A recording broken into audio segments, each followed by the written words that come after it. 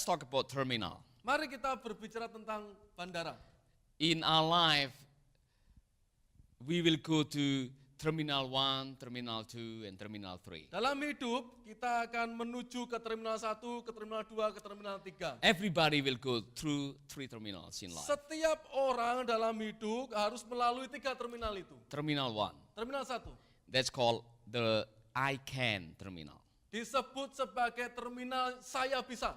Oh, I can, I'm still young. Saya bisa, saya masih muda. I just have a lot of money, no problem. Saya mempunyai banyak uang, tidak Oh, ada masalah. I don't need God, I don't need to read Bible, I can. Saya tidak perlu baca Alkitab, saya mampu. I just graduate from Harvard University. You know. Saya baru saja lulus dari Universitas Harvard. I can. Saya mampu.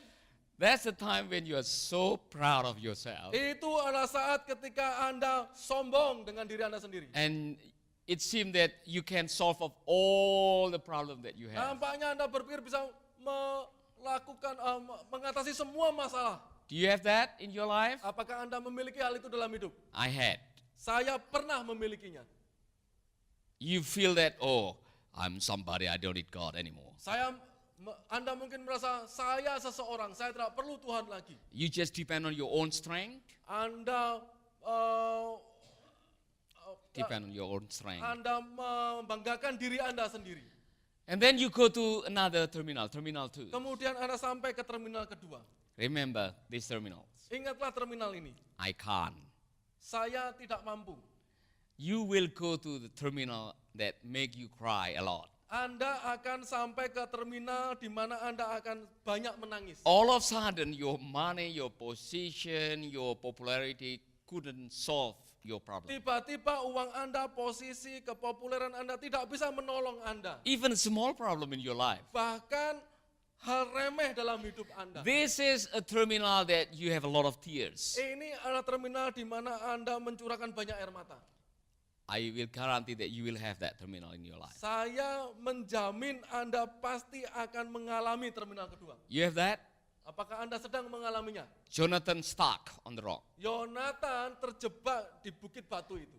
God allowed that to happen. Tuhan mengizinkan peristiwa itu terjadi. Many of us already went through some difficult time in life. Semua kita pernah atau sedang menjalani situasi yang sulit dalam hidup. That's happened to me 10 years ago. Itu terjadi dalam hidup saya 10 tahun yang lalu. When Dr. Carmen Wong said, bad news, sir. Ketika Dr. Carmen Wong mengatakan kabar buruk, Pak. It's not sinus infection, Ini bukan infeksi sinus, but the sinus cancer stadium 3. tetapi ini adalah kanker sinus stadium 3. You need to go 15 times chemo Engkau harus melakukan 15 kali terapi and 35 times radiation. dan 35 kali radiasi. And I have to stay in Singapore for 3 months. Dan saya harus tinggal di Singapura selama 3 bulan. So when I heard you had a cancer, Ketika saya mendengar engkau kena kanker, all of a sudden, tiba-tiba everything that I have semua yang saya miliki couldn't solve my problem. tidak bisa menyelesaikan masalah saya. I have no money. Saya tidak punya uang, I have not maybe enough strength to handle that. saya tidak punya cukup kekuatan untuk menanganinya. Tears. Air mata. The first time we heard bad news, sir, Hal pertama ketika engkau mendengar kabar buruk, my wife couldn't talk. istri saya tidak bisa mengucapkan kata-kata. Maybe for 2 nights we just couldn't talk. Sekitar 2 malam kami berdua membisu. 15 times chemo. 15 kali kemoterapi. Each chemo cost $3,000 Singapore. Setiap kali kemo biayanya $3.000 Singapura. 35 times radiation. 35 kali radiasi harus dilakukan. It costs about $2,000 each radiation. Setiap kali radiasi biayanya sekitar $2.000. So I only carry $3,000. Saya waktu itu hanya bawa uang $3.000. And I asked a friend of mine who had the same problem how much it costs until you finish all the treatment. Saya bertanya kepada seseorang yang pernah mengalaminya. Yani Tang said, you need to prepare 50,000, sir. Yani mengatakan kamu harus menyediakan sekitar 50 juta. I didn't have that much money. Saya tidak punya uang sebanyak itu. Now, Dr. Carmen won't give me 2 papers. Dokter Kamen Wong kemudian membawa 2 lembar kertas. And kepada I saya. need to sign both papers. Saya harus menandatangani 2 The dokumen. first one is the side effect of what happened with chemo. Pertama mengatakan tentang fakta bahwa saya harus menjalani kemo. You will lose all of your hair. Anda akan kehilangan semua rambut Anda. You will lose your weight. Anda akan kehilangan berat badan You Anda. had difficulty to eat. Anda akan kesulitan makan. If something happened, the worst thing, your left eyes will be blinded. Kalau ada sesuatu terjadi, mata kiri Anda akan buta. I said, no problem.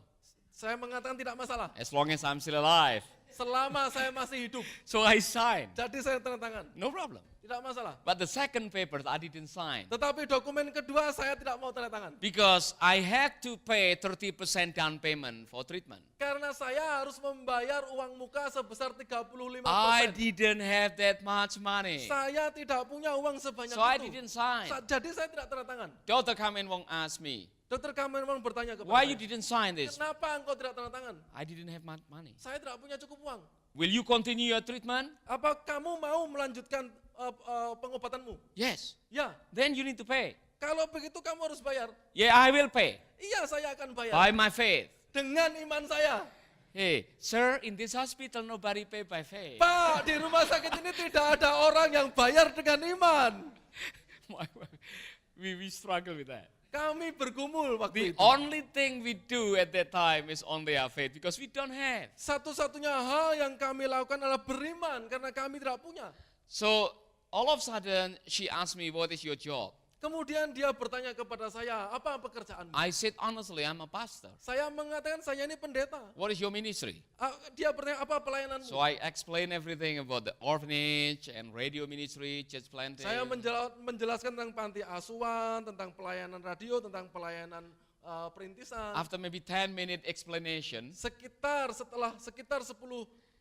menit menjelaskan, she said, can you wait for me? dia mengatakan tunggu ya. She left. Dia meninggalkan kami. So me and my wife, we hold hand, we start praying. Jadi saya dan istri berpegangan tangan, kami mulai berdoa. I can't, Lord. Saya tidak mampu Tuhan. I can't pay. Saya tidak sanggup membayar ini. And then she came back after 10 minutes. 10 menit kemudian dia datang kembali. We still praying. Kami masih berdoa. I call of my staff and pray for me for miracle. Saya menelpon semua staf saya, meminta mereka berdoa untuk mujizat. I say all of the leader from the orphanage, gather all the children, pray for miracle. Saya mengatakan kepada semua pemimpin panti, kumpulkan semua anak-anak berdoa untuk mujizat. And Carmen Wong came back to the office and shake my hand. Carmen Wong memasuki kantornya, dia menjabat tangan saya. Sir, Pak, you are free of charge. engkau gratis pengobatanmu. You don't need to pay. Engkau tidak perlu membayar. See, I go to the Terminal 3. Saya kemudian sampai ke Terminal 3. And this is the most enjoyable terminal. Ini adalah terminal yang paling menyenangkan. Terminal only God can. Terminal hanya Tuhan yang sanggup. And before you go to that terminal, Sebelum Anda sampai ke Terminal 3, don't worry when you are in a Terminal 2. jangan khawatir kalau Anda berada di Terminal 2. Amen. Amin. In which terminal you are in right now? Di terminal manakah Anda sekarang sedang berada? Jesus preached, and I think it's one of the preachers said that blessed are those who are poor in spirits. Yesus mengatakan dalam khotbahnya di bukit, diberkatilah mereka yang miskin dalam roh. The word poor in spirits means helpless. Kata miskin dalam roh artinya adalah tak tertolong. When you are in a situation where you are helpless, you will find a help. Ketika Anda berada dalam situasi yang tidak mungkin merasa tertolong, Anda That akan mendapatkan hard pertolongan. time in your life is good because soon you will realize that you will rely on God 100%.